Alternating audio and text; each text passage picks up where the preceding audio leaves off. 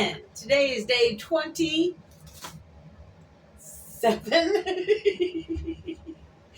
Or would it be like this, 27? Anyway, doesn't matter. It's number 27 on my videos. Hi, I'm Beth. I'm in my box. And I'm just at work doing my job. This is one of the roll-ups that managed to look at least somewhat roll-up-y. I don't know how well, because I haven't tested it out or anything, but I was able to roll it up. That's what it looks like. This is strawberry and banana. And yeah, okay, it's kind of terry like a leathery, so that's not bad. Okay. You just have to watch it because it's really easy. See how thick that is? Almost looks like salami. But eating this is equivalent to more than a handful of strawberries and banana. You know what I mean? So it's easy to eat a whole lot, which can be hazardous to your bathroom health. Because fruits help to, clean the pipes, as it were. Anyway, yesterday I realized because I always rewatch my videos just so I can see where I'm at and what I said, because all of this is just kind of rambling off in the head. So I forgot to finish the story about how I realized there is an entity that most folks refer to as God. Now, this was in nature.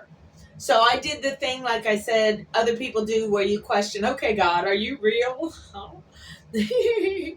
So that was in my mind, and I was questioning whether God was real or not. So because I read the books on panning for gold here in Virginia, I was like, all right, God, prove it to me.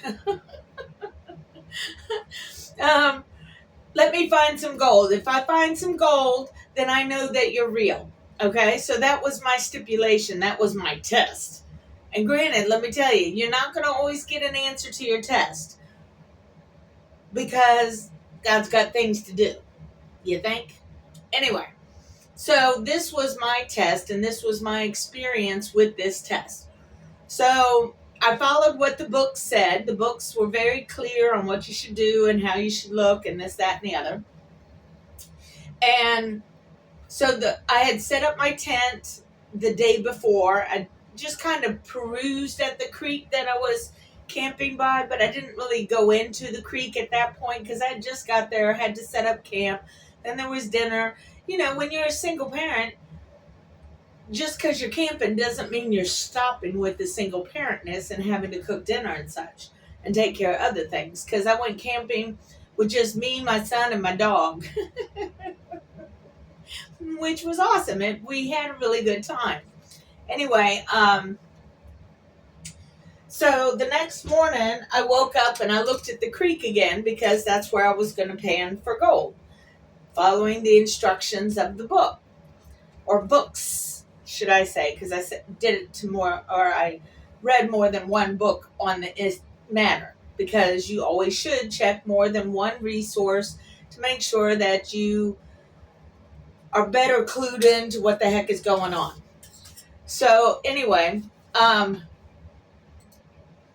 when I woke up in the morning and I looked into the creek was like going this way,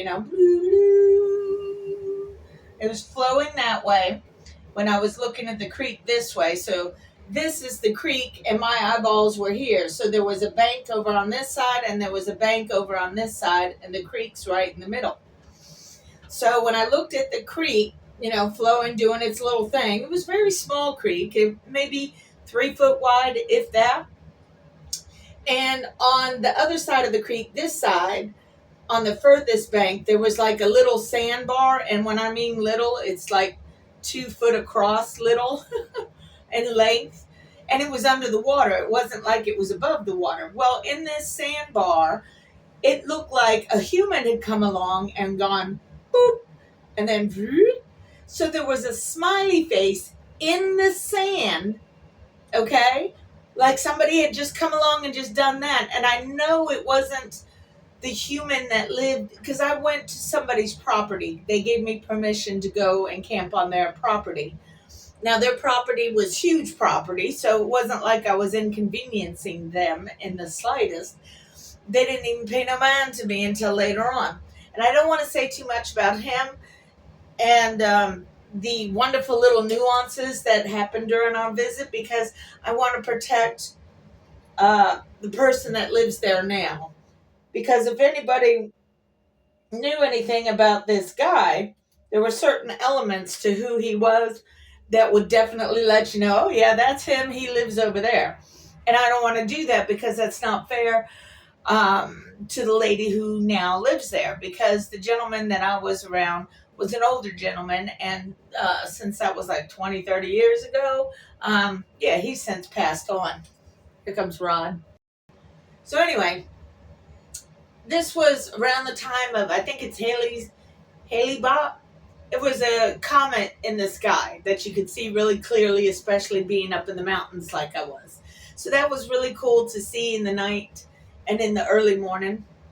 Anyway, so I saw on the sandbar that little smiley face thing, and I thought, oh, that's cute. That's really cute. And what I did was, the book said to go under. Basically, when you have a creek or a stream or something like that, a lot of times, especially when floods happen, they have a tendency, if this is the shore, the wall of the shore, the water will come down and eventually eat away some of this. So there's a bit of an overhang of land where there's a little bit of water that goes underneath it. Well, underneath right in here, where this land is, the ceiling of it, basically, right up in here, that's where the book said to go and look. So I did. And lo and behold, I found some gold. It was unusual because, first of all, I'd never found gold before. I didn't really know what I was looking at. But when I saw it, I knew it. Okay? And it was so, so incredibly awesome, because it was only about this big, which isn't big, maybe an inch to almost 2 inches. And it was thinner than my pinky, okay? Much thinner than my pinky. And it was like it was rolled up in a scroll. The gold had been flattened and then rolled into a scroll. And on the outside, it was encrusted in garnets. It was awesome. Absolutely awesome. And I was like, is this really gold? Did I really find it? So I went to a rock shop that was in my area, and it was from that rock shop that I got the his brother was into panning for gold a whole lot, so his brother made up these maps of old gold mines that were in Virginia. So I bought the map from him. I bought my first pan from him. I got to talking to him and, different things of this, that, and the other. So I wanted to bring it to him because he knew what gold looked like. He knew what rocks looked like because he owned a rock shop. So I brought it to him, and he waited until he closed. Granted, I got there at like 10 minutes before he was going to close. So he waited until he was closed, and all the other customers were outside, had left. And then he sat down and he looked at it, and, a whole colony of flies could have lived and reproduced in his mouth by the way it dropped. It just went, oh. He was so amazed that I had found something that was that big, because in Virginia, again, like I was saying, it's very, very, very, very small. You're generally just going to find pixie dust worth of gold. You're not going to really find bigger pieces. So he was astonished, and then he wanted to buy it, and I was like, well, this is my first piece, so I don't want to sell this one, but if I find some more, I'll let you buy the next one. So I did what I do with things that mean a lot to me, and I wanted to share it. So I did, in a very weird way, because I'm not normal. But first, I want somebody to define normal, because, I'm not sure there is such a thing, because everybody is unique in their own little ways and own little flavors.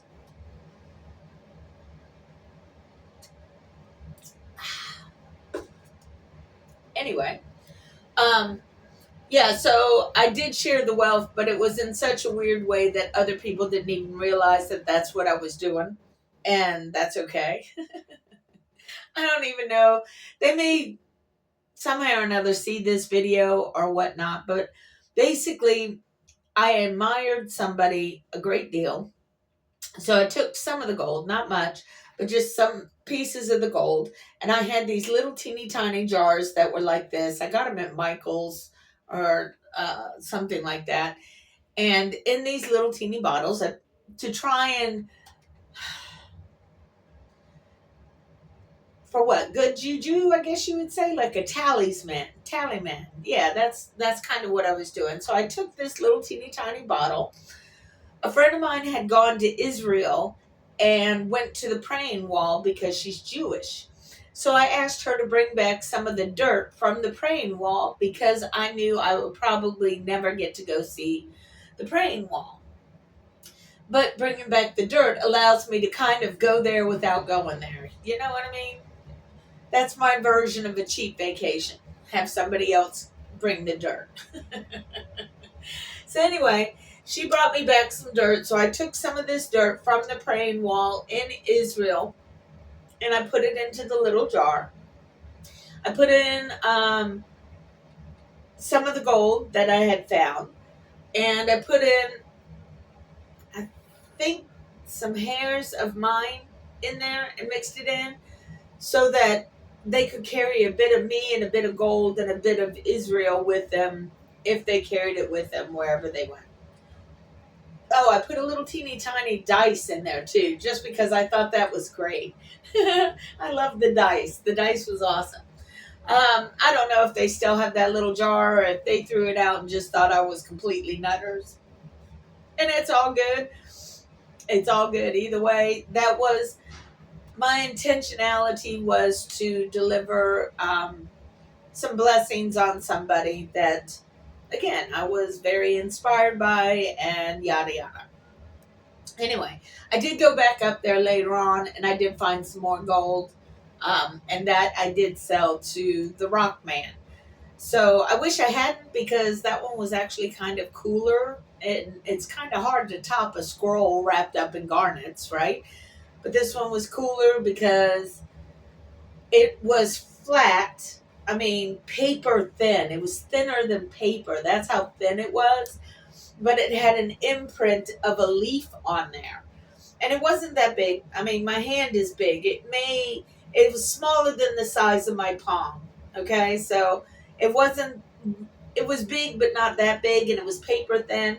He even measured it, and he said the market value at that time for just straight measuring the gold weight, not the actual design and coolness factor of it, but the actual weight, would only be worth 75 cents. And he gave me $12. But I wish I hadn't sold it, because, like I said, that really was an excellent, cool piece. And I would still, to this day, like to have it in my repertoire of cool things. Anyway, um, for people who have not been watching this big 20-day, 29-day experience or experiment that I'm running, I'm this is a video series that's basically just about my little world and my little thoughts. Sometimes I'll rant and rave about certain things that the ignorant con artist does, because he affects everybody. But if you need a break from all the blah, blah, blah that's out there in the world, misleading you in one direction or another, or trying to explain it away, then this is the place for you. Hold on. Yeah, a customer for a different rental agency came through here. So We had to direct them to the right course, as it were. Anyway, so if you're just looking for a break that's something completely different and just another American human doing their life, it's kind of like I'm your friend without being your friend because I don't know you. And that's not, there's nothing wrong with that. Sometimes you just want to break from all the noise that's out there and you want to hear somebody who's steady. I'm like a turtle. I'm steady. Granted, I may be a little rocky every now and then, but I am pretty much steady. I will not bend my values, even if my values rock against my entire family, which is weird because you would think we'd have similar values considering I was raised in that family. But I have been shown that words are different than actions. So yeah, we believe in the 14th or the, yeah, hold on. That's cool. He came by and gave me my morning cheese stick. People are cool if you give them half a chance. And if you just inform people of the truth, for the most part, they'll understand and you know, they'll go with where logic and common decency lies, but you have to point it out to them sometimes. Sometimes you have to be brutal. Sometimes you just, I don't know, I don't have all the answers. This is just me and my channel, so if you need a break from the ugh of the rest of the world and you just want somebody to talk in the background, then I'm the perfect channel for you. So, yeah. Anyway, today is Thursday, so I have, including today, 3 more days left before I can get back to it. I did take out the rest of my fruit roll-up trays, and yeah, because I put them in for that extra 5 hours. Oh yeah, they are nice and crusty now, and they really did come out like potato chips. But that's okay. I bagged them all up this morning and put them into a glass jar so that it keeps creatures away and keeps the freshness in. And this way, if I want to put it on yogurt or put it on salads, I can just crumble a little bit of the fruit and bada bing, it's there. It gives me texture. I like it. It's a cool thing. Anyway, yeah, as far as that spot that I knew of and still know of, there's a new lady that's living there now. I shouldn't even say that. But there's a person that lives there now. Y'all already know it's a lady now, but I still won't tell you more than that. And I asked her if I could come and play in her creek, and she was not interested. Which, okay, totally understand. Because people get weird when you start talking about gold and finding stuff and blah, blah, blah. Again, it's not easy, people. And if you really want to find it, start reading a book. Go to a library, do your research, and then do it on your own. I'm not going to tell you where that place is because it's not fair. And I try to be fair in all areas. Dumpy, there is no being fair with him. He already showed. He already showed his colors. I know who he is. Conniving con man moron. when North Korea called him a dotard, that's exactly what he is. And it's sad because a lot of you Dumpians, or a lot of the Dumpians, because I doubt Dumpians would be watching my channel, but a lot of the Dumpians in the world think that he's awesome. And he's so not. He's so not. He's just manipulated your media envelopes, as I said before. I like that turn of phrase. Media envelopes, because it's whatever you unfold in your brain. I'm just having fun now. Anyway, I guess that's good enough. Oh, I do like this sweater, but I have to be cautious on when I wear it because I like it and it's pretty and it's frilly. But there's certain days that I work that I cannot wear prettier frillier things. I cannot do my hair in certain ways because then it just gets. I have a creepoid that I work with. He's more distant now than he was before, but he's a creepoid. It's like, when you're around somebody who, when they see you, all they do is want to undress you in their mind. Well, this guy takes it even further. And it's not something outwardly that I can show as evidence that this is what he does. But I know that's what he does. And it's creepy and it's ignorant. And that's why I can't wear this sweater when he's here. So since I know his schedule, I don't. I make the choice of dressing more down, which is a damn shame. I shouldn't have to do that. But because men get it in their heads that because they got an outside piece, that everything revolves around their outside piece, which is so wrong. Anyway, spend 20 minutes. Have a great day, everybody. I'll see you tomorrow.